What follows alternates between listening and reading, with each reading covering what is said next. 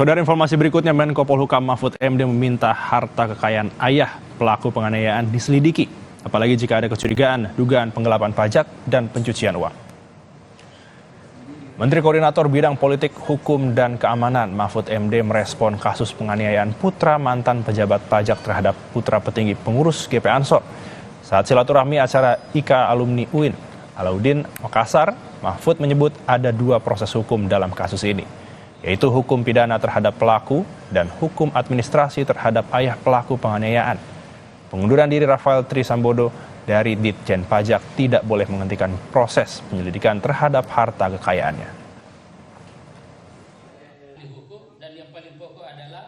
Hukum pidana sudah jalan, hukum administrasi sudah jalan juga, karena bapaknya sebagai pejabat Kementerian Keuangan itu sudah diberhentikan dan kemudian minta mengundurkan diri. Tapi menurut saya mengundurkan diri itu tidak menghilangkan proses hukum.